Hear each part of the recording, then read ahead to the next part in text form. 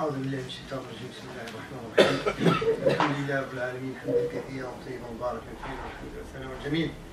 أحمده سبحانه وتعالى حق حمده وأصلي وأسلم على مرسل رحمة وهداة للعالمين سيد الأولين وإمام الأنبياء وخاتم المرسلين سيدنا وحبيبنا ومولانا وجليلنا ومعلمنا وشفيعنا محمد بن عبد الله.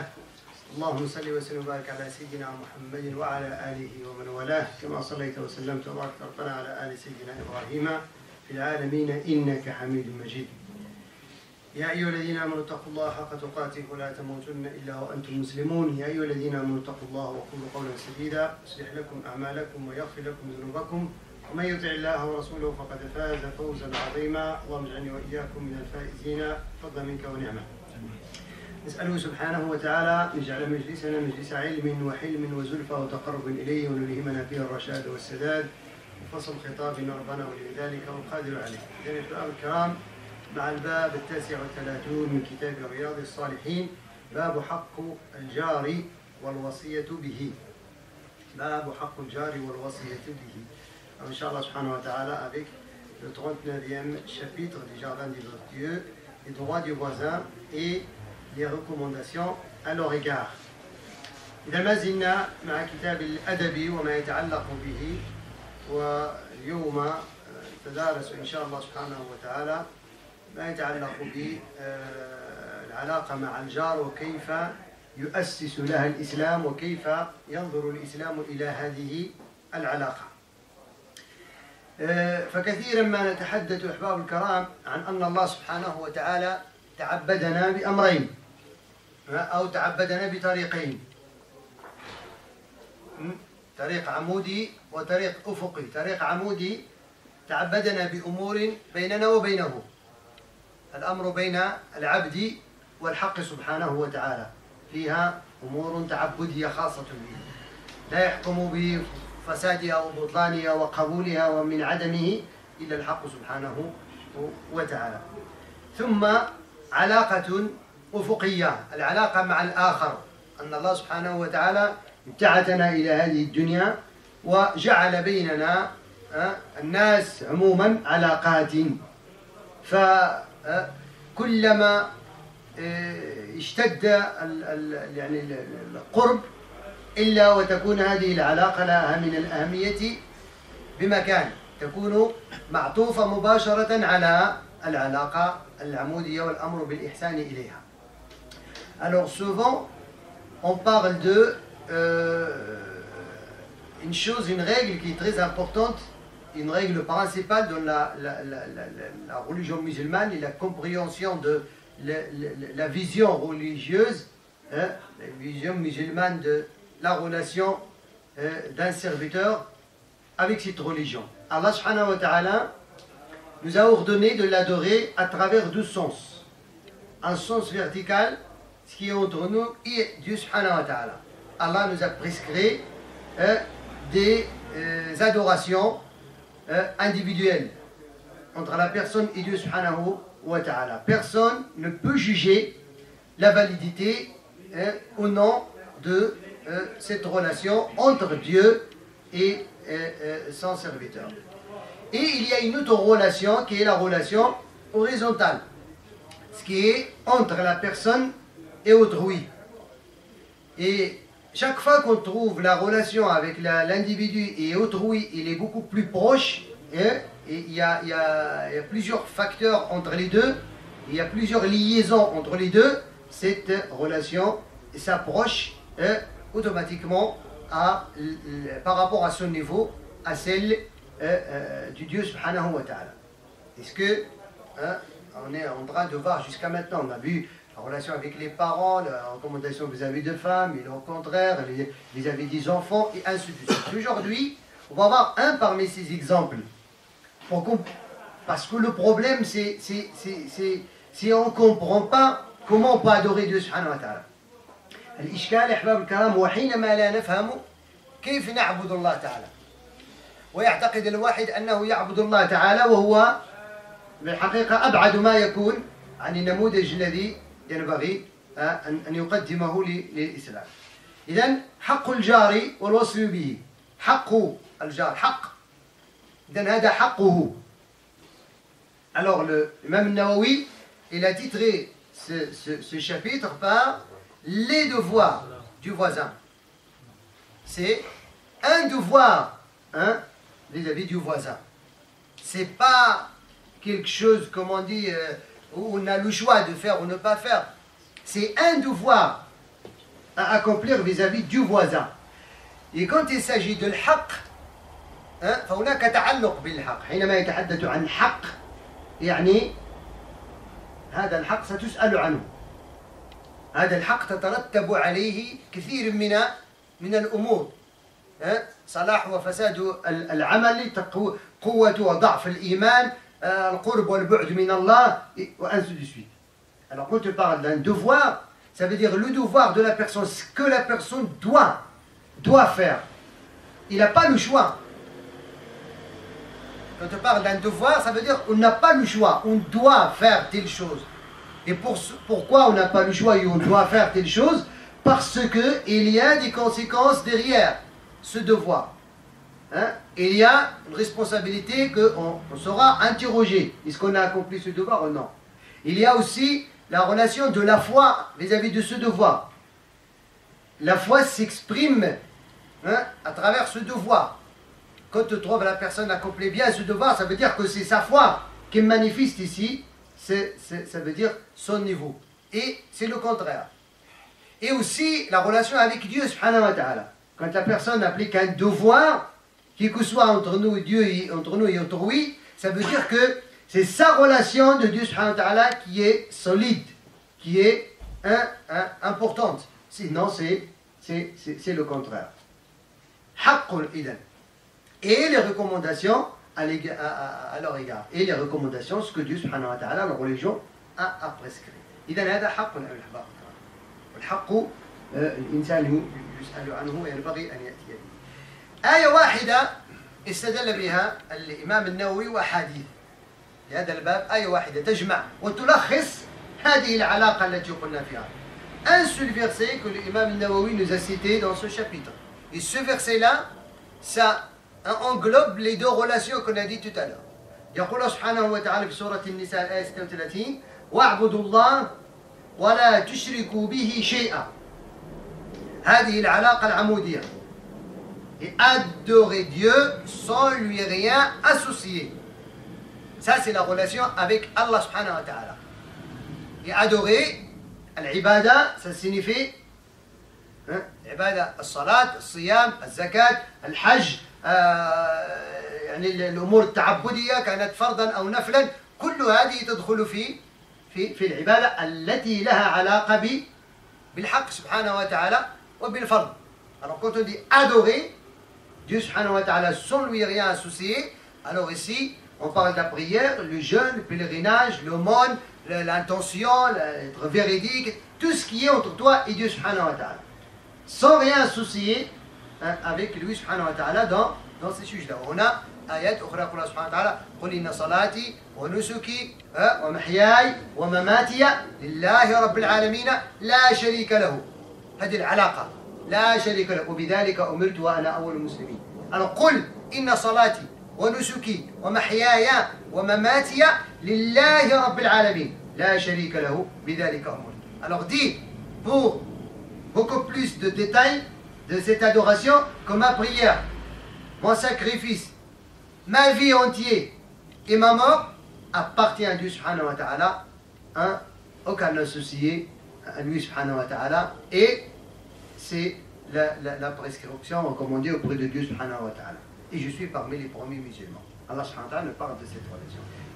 ثم ينتقل إلى العلاقة التي هي بيننا وبين الآخر. La relation directement avec quoi ou l'atf في اللغة العربية, qui va directement avec. C'est pas séparé, c'est pas puis. ثم, non, directement. Après la réalisation de ce niveau-là, il vient directement et. Ça veut dire et en même temps. وبالوالدين إحسانا وبذي القربى واليتامى والمساكين والجار ذي القربى والجار الجنبي والصاحب بالجنب وفي سبيل الله وابن السبيل. Et l'ayat. الصاحب بالجنب وابن السبيل. Alors, هنا الله سبحانه وتعالى il a tranché. Il a donné quoi? Des détails carrément. إذا d'abord لذلك قلت لكم آنفا كلما كانت العلاقة، لأن العلاقة بيننا وبين الآخر تتفاوت. علاقة الإنسان بوالديه ليس كعلاقة الإنسان بإخوانه، إخوانه من أبيه وأمه.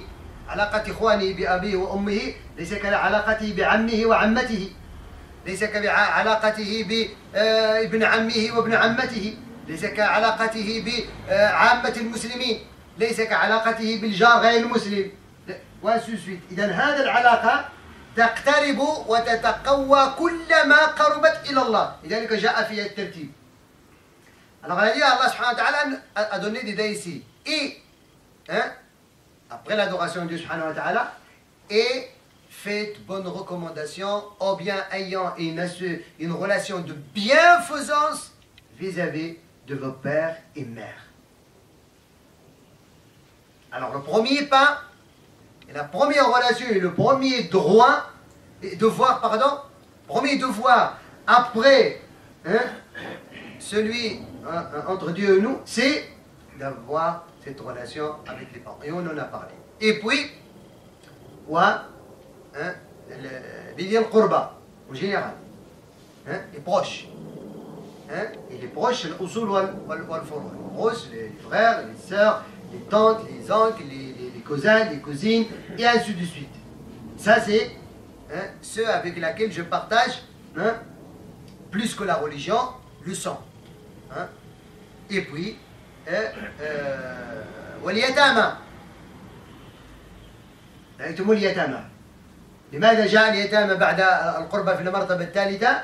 لأن اليتيم لا أب ولا أخ ولا أم له إلا أخوه المسلم، فيقدم اليتيم لأن اليتيم يجتمع فيه اليتم ويجتمع فيه الفقر ويجتمع فيه الحاجة ويحتاج إلى عطف. Alors pourquoi l'orphelin avant même le pauvre et les autres? Parce que l'orphelin il vient comment dirais-je, comme responsabilité de tout individu dans la société musulmane.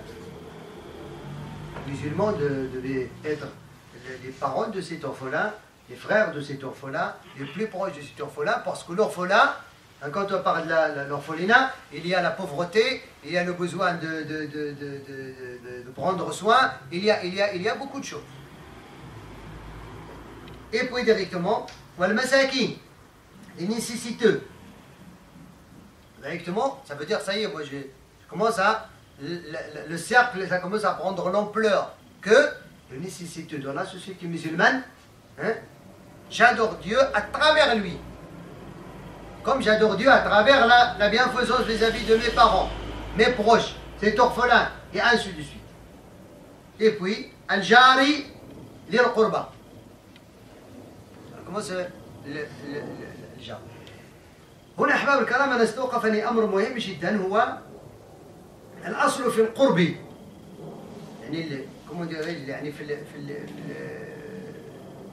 العرف المعرفي نقول أن القريب يعني الوالدين ولو كانوا بعيدين فهم قريب. كما نقولوا والدي الإنسان وخا يكونوا في أبعد نقطة هم أقرب في الإحسان إلى غيرهم، مش القرب المادي، القرب المعنوي. دائما الوالدين أقرب. ذوي القربى، ذوي القربى أخوك أختك عمك عمتك هو قريب منك ولو كان بعيدا. ينبغي أن يكون قريب منك في عطفك وحنانك وعطائك وإحسانك حتى في الزكاة. Et puis اليتامى والمساكين، هنا الله قدمهم على الجار ذي القربى. الجار وهنا يقصد بالجار القرب المادي.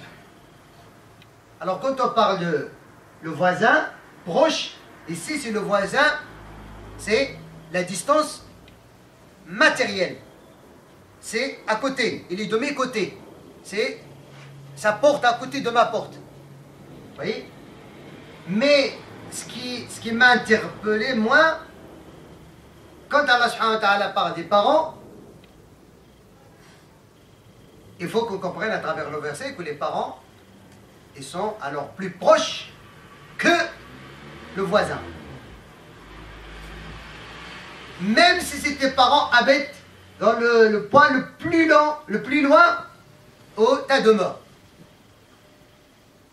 Ils doivent être plus proches. Ça veut dire que tu dois s'occuper d'eux là où ils sont, même s'ils sont loin. Tu ne dois pas, ça veut dire les dépasser parce que tu as quelqu'un à côté de toi et tes parents ils ont besoin ailleurs. Les proches, pareil. Je l'ai déjà parlé quand tu parlais des proches. Par exemple, le zakat et le mal. Quand tu as ton frère et ta soeur et ton cousin et ta cousine qui sont loin, et tu connais leur situation et tu dois la connaître, tu connais leur situation et tu dois la connaître, tu ne dois pas donner à une autre personne, peut-être qui est devant toi, qui a besoin, et tu sais que ton frère et ta soeur ils sont dans le besoin aussi. Et ici, le besoin, il doit être équilibré. Pourquoi?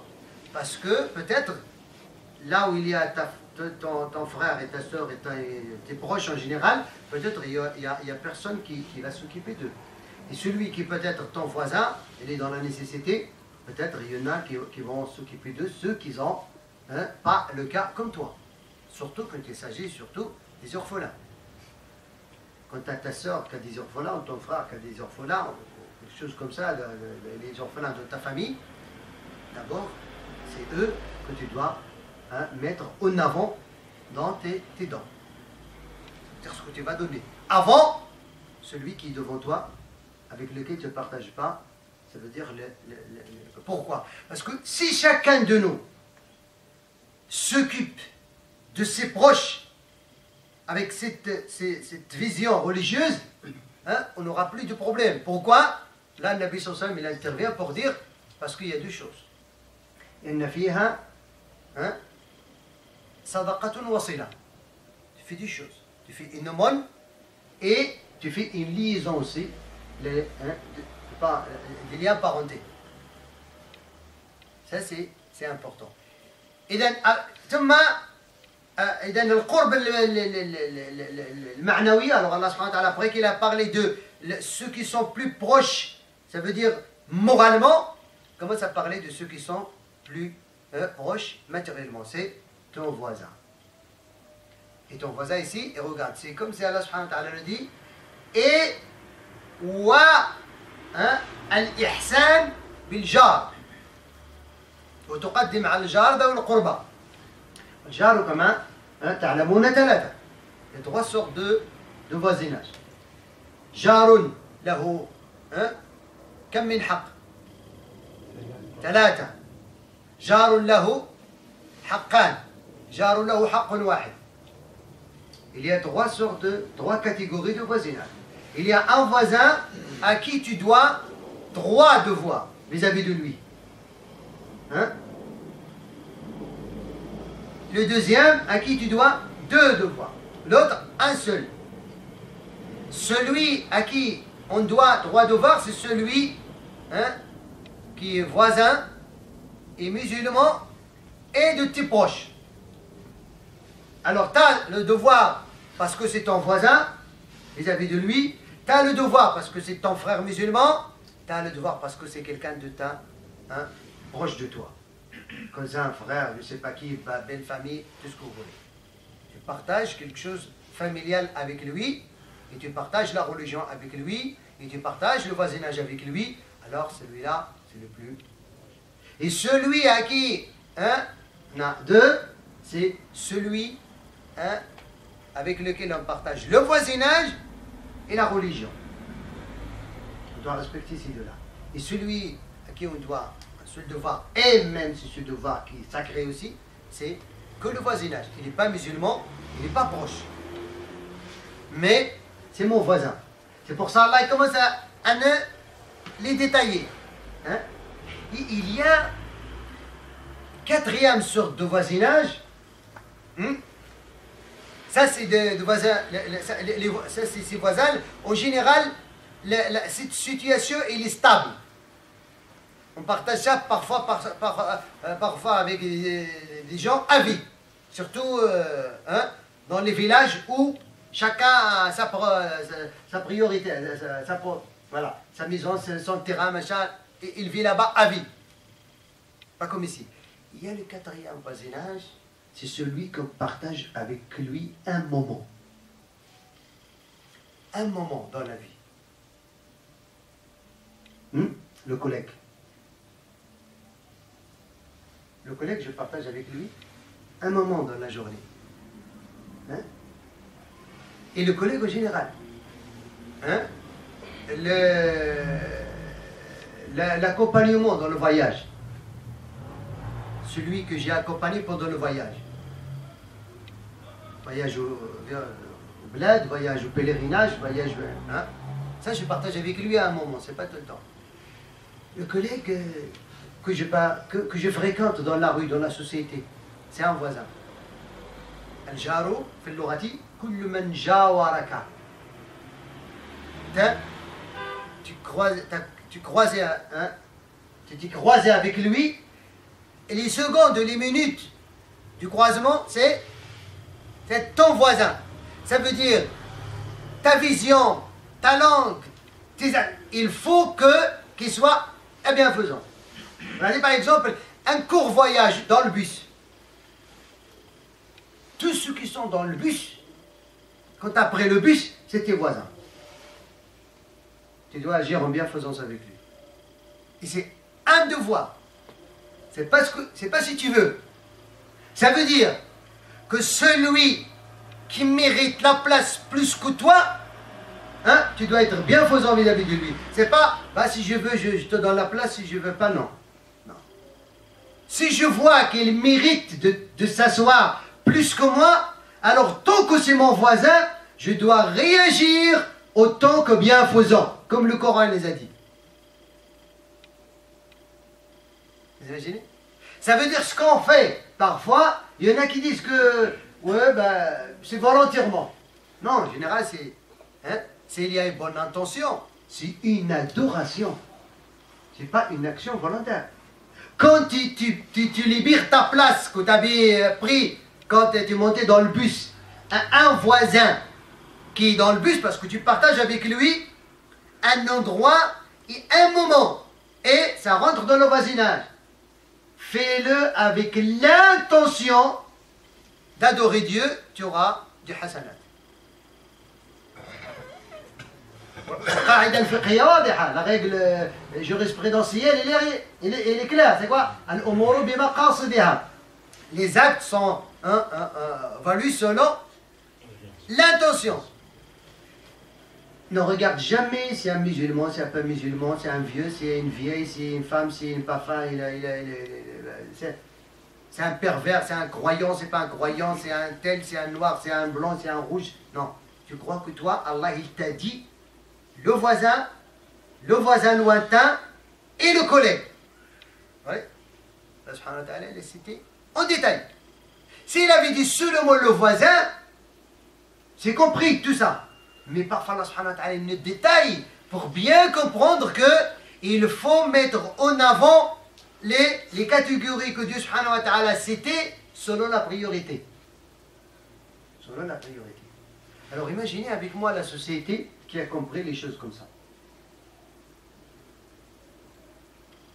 On va vivre dans un monde où tout le monde va essayer de faire, oui, c'est moi, parce que je veux être le bienfaisant. C'est là, où Allah subhanahu wa ta'ala intervient dans la société. Pour exploiter cette terre et vivre en paix, c'est pas du monde bêlé pour faire plaire à la société. Non, c'est notre Coran, c'est notre constitution qui nous incite à réagir ainsi.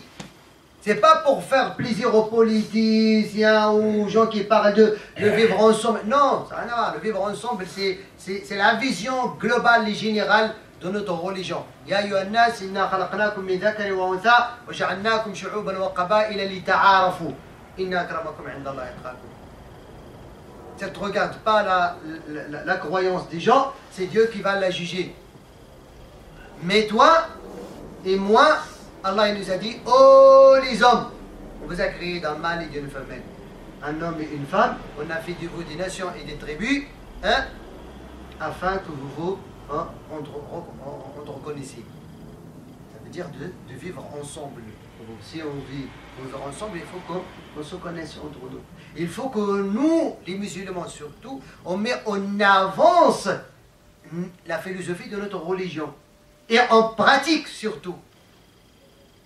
Et d'essayer de comprendre une chose qui est très importante. الأمر الذي يعني يهم أحباب الكرام هو حينما ندرس حياة النبي صلى الله عليه وسلم وأقوال النبي صلى الله عليه وسلم. حياته كانت المثال الرائع وأقواله ما زالت معنا وكذلك سيرته تبين لنا علاقة هذا الجار علاقة المسلم كيف ينبغي أن يكون مع الجار. وربط ذلك بالعلاقة العمودية، ربط هذه العلاقة الأفقية بالعلاقة العمودية. يقول النبي صلى الله عليه وسلم فيما أخرج الإمام البخاري ومسلم من حديث عائشة رضي الله عنها: ما زال جبريل يوصيني بالجار حتى ظننت أنه سيورثه. ما زال جبريل، وما زال جاءت في اللغة ما زال يعني جبريل يوصيني كثيرا وأوصاني كثيرا، وما زال معي يوصيني دائما، حتى ظننت أنه واحد النار سيأتي بآية تورث الجار، تجعل الجار من الورثة. إيش تفهم من هذا؟ إذا النبي والنبي حينما يتحدث عن الجار ولا ما يتحدث عن جار المسلم ولا كذا، لأن النبي كان عنده جار يهودي وكان المسلمين عندهم جيران يهود وغير ذلك.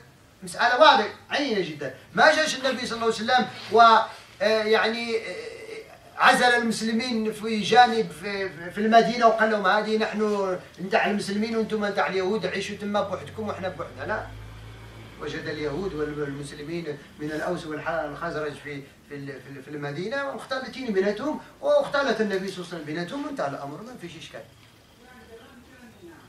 Alors quand tu vois, quand le Nabi sallallahu alayhi wa sallam nous dit dans un hadith authentique que Gabriel n'a cessé de me faire des recommandations au sujet de voisins, à tel point que j'ai pensé que ce dernier aurait droit à l'héritage. Imaginez que le prophète sallallahu alayhi wa sallam, il ne dit que le fait que Gabriel alayhi wa sallam a cessé de me conseiller, de me donner des conseils, des recommandations vis-à-vis du voisin, au point que j'ai cru que ce dernier-là, il aura le droit à l'héritage. Ça veut dire que ce que le prophète sallallahu alayhi wa sallam veut faire comprendre, que tellement que Gabriel alayhi wa sallam, il a insisté, il a fait des recommandations au prophète sallallahu alayhi wa sallam, jusqu'à ce que le prophète il a dit que ça y est, le voisin, c'est un parmi les proches. C'est plus un parmi les proches matériellement, dans la distance, moralement. Le proche ici, quelqu'un qui va t'héritier, il doit donner une preuve comme quoi il partage avec toi un lien de parenté. Ça veut dire, même s'il habite en Amérique, quand quelqu'un de la famille décide, celui qui habite en Amérique, il vient, ah ben moi je suis le fils de celui-là. Moi je suis le frère de celui-là. Voilà, je partage avec lui ça. Alors le prophète, ça veut dire? Ça veut dire que j'avais compris que, ça y est, le voisin qui partage avec toi, ça veut dire le voisinage matériel, sa porte il est à côté de la tienne, ça veut dire qu'il est presque comme celui avec lequel tu partages le sang. C'est cela qu'on doit comprendre. Parce qu'on ne comprend pas ça, on croit que c'est comme un voisin. Mais non. La recommandation de Dieu subhanahu wa ta'ala. Et d'ailleurs, Gabriel, est-ce que vous croyez que c'est Gabriel il va ramener cette recommandation de lui? Le prophète, il va nous dire que Gabriel, il ne ramène rien de lui. Si on veut bien détailler le hadith du prophète, ça veut dire que Allah subhanahu wa ta'ala a envers Gabriel d'une façon répétée plusieurs fois pour me faire recommandation. Sinon, Gabriel, il n'est que un messager. Il est qu'un porteur de message, Gabriel. Il ne connaît pas, c'est pas lui qui va prendre la décision de dire au prophète de faire telle chose. Non, mais en général, il faut qu'on comprenne que ça vient, la décision, ça vient de Dieu, subhanahu wa ta'ala. ثم النبي صلى الله عليه وسلم كذلك في الحديث المتفق عليه يقسم 3 مرات والله لا يؤمن والله لا يؤمن والله لا يؤمن.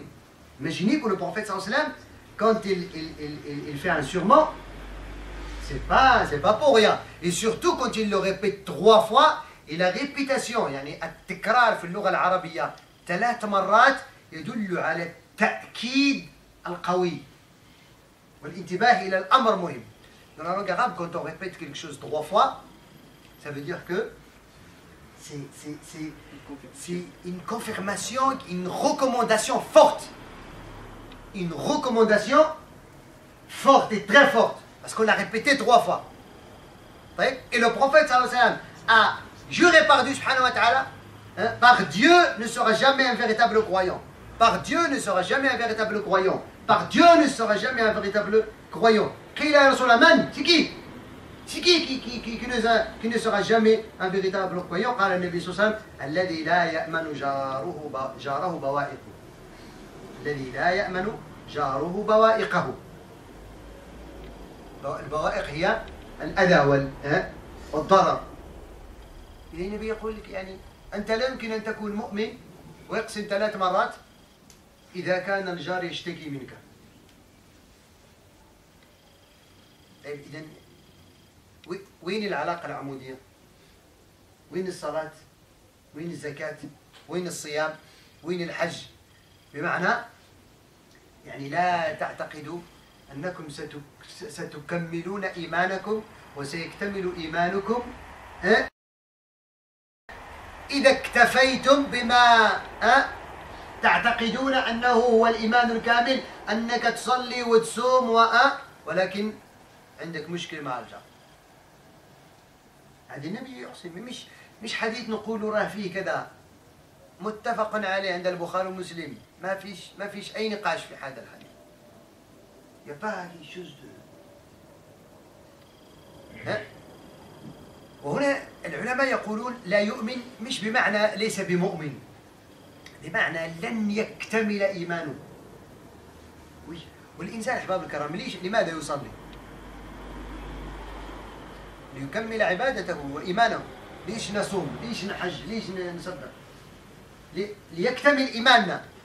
إذن فيقول النبي صلى الله عليه وسلم ما رغم الصلاة والصيام والزكاة وهذه العبادة وهذه العلاقة المتينة بينك وبين الله لا يمكن أن يكتمل إيمانك، بمعنى ينقص منه نصف أو أكثر إذا كانت العلاقة مع الجار علاقة ليست جيدة. هذا الجار يشتكي منك، هذا الجار لا يأمن بوائقك وآدم. Ici, le prophète veut dire tout court que les savants disent la yu'min, ça ne veut pas dire qu'il est mécréant, il est plus croyant, mais ça veut dire que sa foi ne sera jamais complète. Celui qui veut que sa foi soit complète, alors le prophète dit jamais ta foi sera complète, c'est le voisin, il n'est pas à l'abri de ton tort. Si tu fais du tort et du mal à ton voisin, jamais ta foi sera complète.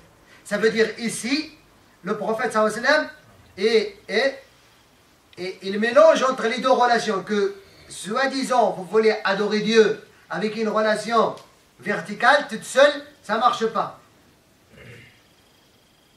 C'est incomplet.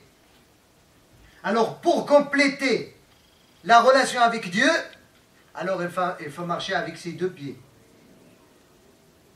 Ou bien voler avec ses 2 ailes. La prière, le jeûne chez toi et à la mosquée, ça c'est ton problème avec Dieu. Mais aussi ton problème avec le voisin, Allah l'observe. Et le prophète sallallahu alayhi wa sallam ne peut pas juger comme ça, lui, s'il n'a pas une révélation pour savoir que et la foi de tel et la foi de tel, il n'est pas complet ou il est complet. لذلك كان النبي صلى الله عليه وسلم يوصي صحابته رضوان الله عليهم. وفي حديث أبي ذر رضي الله عنه قال النبي صلى الله عليه وسلم لأبي ذر يا أبا ذر إذا طبخت مرقة فأكثر ماءها وتعاهد جيرانك. النبي قال لأبي ذر إذا طيبت شي مرقة طيبت شي ماكلة كتر فيها شوية ديال الصوص شوية ديال الماء وهدي شوية هذا في الوقت اللي كانت الحاجة. يشوف النبي صلى الله عليه وسلم يعني يا أبا ذر en fait elle dit à Abu Dharr si tu as préparé quelque chose la nourriture ou quelque chose comme ça à manger, tu as préparé à manger pour ta famille, ça veut dire rajoute un petit peu de sauce, rajoute un petit peu de quelque chose, un petit peu, et pense à tes voisins. Et ouvre un petit peu à tes voisins. Ne sois pas égoïste, ne regarde pas que toi. ذلك النبي صلى الله عليه وسلم يقول لا يدخل الجنة من بات شبعان وجاره جائع. Vous imaginez? Si toi, tu as rempli ton ventre, machallah, un dîner comme il faut. Hein? Mais ton voisin, le pauvre. Alors, c'est quoi la relation entre bien manger, c'est halal. C'est ce que tu as gagné, halal, machallah. Tu as fait un super dîner, halal. Halal 100%. Hein? Mais regarde, à cause de bien remplir ton ventre et t'as oublié ton voisin, hein, ça marche pas. Parle pas de ce qui c'est haram. حتى le voisin ما تعطيه غير كل بوحدك. Mais je parle, c'est pour ça أحباب الكرام ديننا هذا يحمل يعني قيم لا مثيل لها. Notre religion a des principes. C'est pas des principes qu'on décore les murs avec. Mais c'est des principes qui ont leur force dans la pratique. Quand on parle de la fraternité, c'est pas dans des papiers qu'on reçoit dans des lettres et machin. Quand on parle de la justice, l'égalité, l'amour, la solidarité, tout ça, c'est pas Allah subhanahu wa ta'ala a décoré le livre, le Coran avec ça. Non, c'est des choses à mettre en pratique. Pourquoi?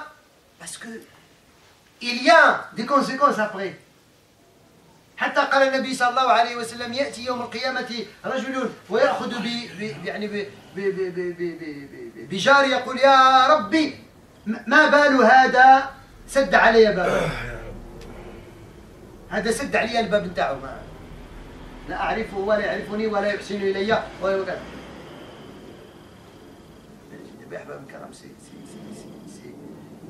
وأحاديث كثيرة تأتي في هذا المجال. لذلك كان الإنسان أيها الأحباب الكرام الذي يريد أن يعيش هذا الإسلام حتى إذا فعل هذا الأمر يفعله عبادة لله سبحانه وتعالى. Dépasser même le fait de montrer aux voisins qu'on est des musulmans. Non.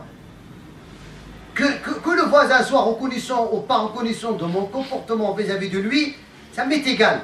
Mais ce qui est important pour moi, quand je réagis avec bienfaisance vis-à-vis de mon voisin, c'est pour adorer mon Seigneur, c'est pour pratiquer, c'est pour mettre en pratique la recommandation de Dieu. Il est reconnaissant ou pas reconnaissant, c'est sans problème.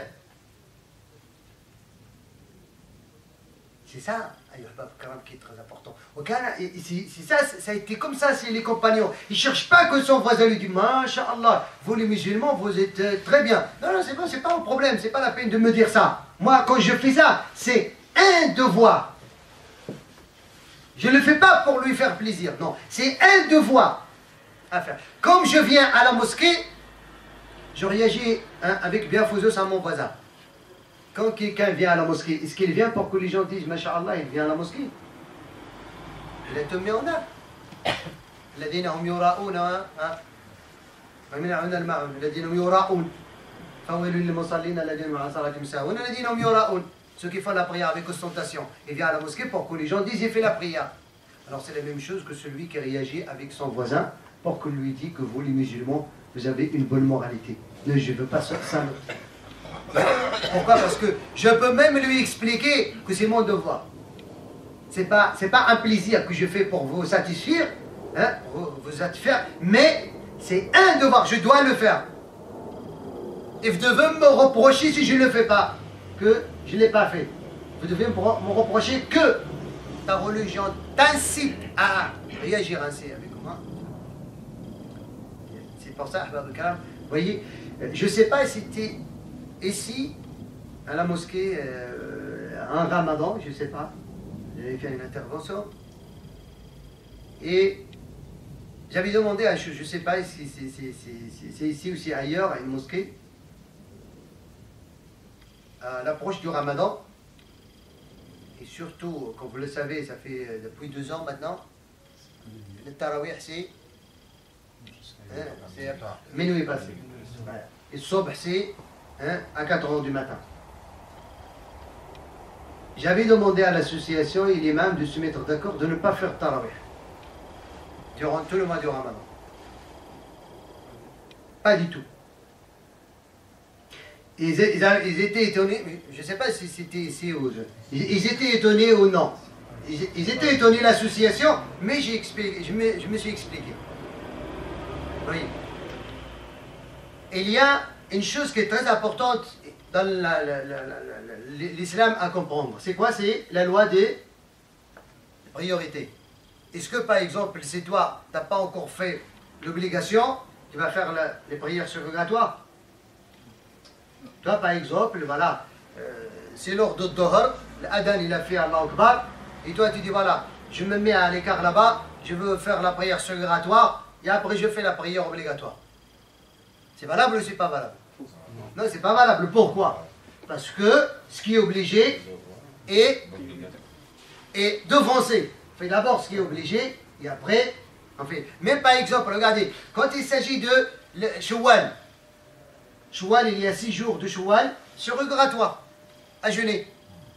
Mais une femme, par exemple, dans ces cas, ou bien un homme qui a été hospitalisé quelques jours, il a dit, moi, qu'est-ce que c'est bien? Est-ce que je fais d'abord les 6 Shawwal surrogatoires, ou bien je rattrape ce qui est obligé? Il faut d'abord rattraper, parce qu'il ne sait pas ce qu'il va vivre tout le mois de Shawwal. On règle d'abord ce qui est obligé, ben voilà. Après, on va faire ce qui est surrogatoire. Aussi, dans le pèlerinage, parfois, la personne, il veut y aller en vacances, il a les moyens d'y aller en vacances. Et presque le même budget, peut-être moins, c'est pour y aller au pèlerinage. Alors, qu'est-ce qu'il doit faire? Le pèlerinage, il est obligatoire. Les vacances, c'est même pas surrogatoire, c'est moubar. Tu peux rattraper dans toute ta vie. Mais parfois, nous, on ne respecte pas ça. Alors, c'est la même chose. Est-ce que le fait de faire du tort au voisin, c'est un péché ou c'est pas un péché? C'est un péché. Le fait de ne pas faire tarawih, c'est un péché? Non. Est-ce que vous avez compris maintenant ce que je veux dire? Si ces tarawih vont nous emmener, parce que je le redis, alors si vous avez compris la règle, j'ai une condition. Pour ne pas dire que l'imam il appelle à oublier tarawih. Non. Déjà à l'époque du prophète sallallahu alayhi wa sallam, il a fait tarawih que 3 jours. À l'époque de Abu Bakr, il n'y a pas de tarawih, ils ne connaissent pas tarawih. Toutes les kankina de Abu Bakr, ils ne connaissent pas tarawih. Jamais tarawih à la mosquée. À 2 ans, et peut-être plus, du kankina de Omar, où il a pris la décision de rassembler les gens pour tarawih. C'est là où il connaît. Alors la règle c'est quoi? C'est tarawih, c'est sunnah. Mais si c'est tarawih, on mène à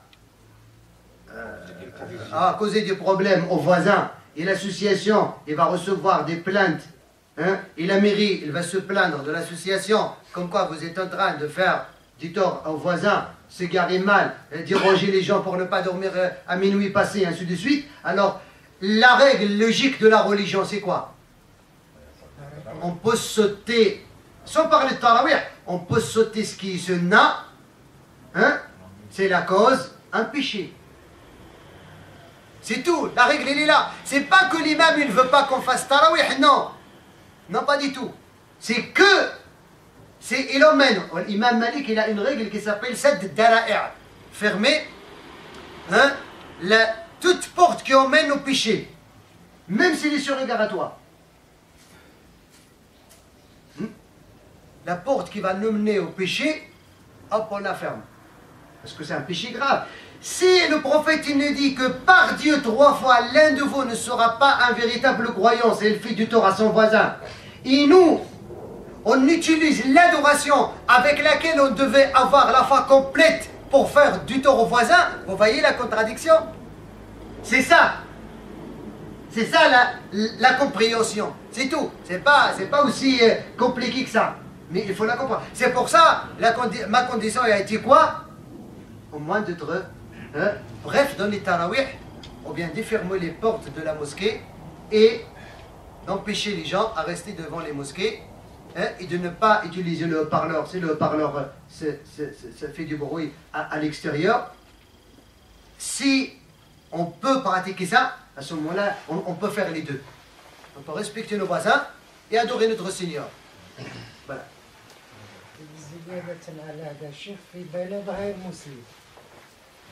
Ce qui est important pour nous, c'est de comprendre qu'est-ce qu'on fait et pourquoi on le fait.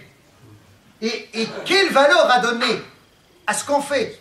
Parce que c'est Dieu, comme je dis ici, il ne parle pas de adorez-moi le tarawih pour vous donner les hasanat et machin. Non, il nous a dit adorez-moi.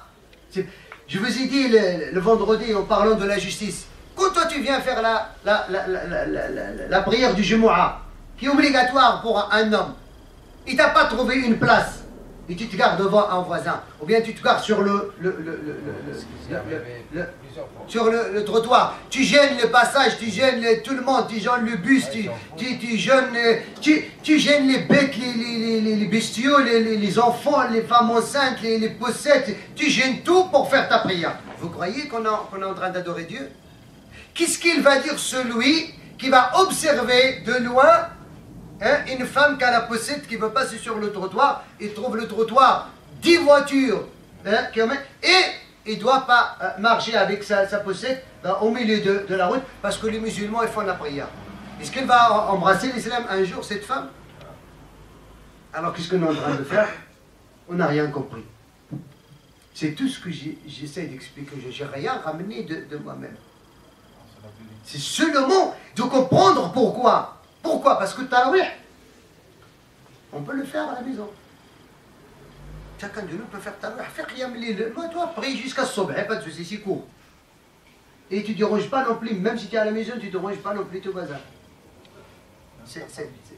Ta famille, il ne faut pas la déranger. Ah ouais, c'est le bébé qui dort, la femme qui... C'est ça, c'est seulement de comprendre comme quoi, si vraiment nous, on veut cheminer vers Dieu, il faut savoir comment. On ne peut pas cheminer avec notre compréhension qui est maladroite. On peut cheminer avec une règle qui est basée sur les recommandations de Dieu subhanahu wa ta'ala et respect de ce que Dieu subhanahu wa ta'ala a recommandé, surtout comme je dis tout à l'heure, c'est un devoir. C'est pas si on veut, c'est pas on veut. Ou bien c'est le ramadan, il faut qu'il sache que c'est le ramadan. Non. Ça ne l'intéresse pas, lui, le ramadan. Hein? Ouais, non, c'est pour ça que je vous dis, ce qui est important, chers frères, chers sœurs, c'est cela.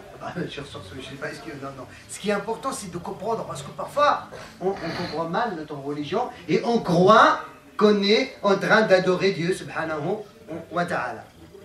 Non, pas du tout. Surtout pendant le ramadan, où on doit être beaucoup plus doux, beaucoup plus miséricorde, beaucoup plus patient, beaucoup plus serviable, beaucoup plus généreux. C'est cela.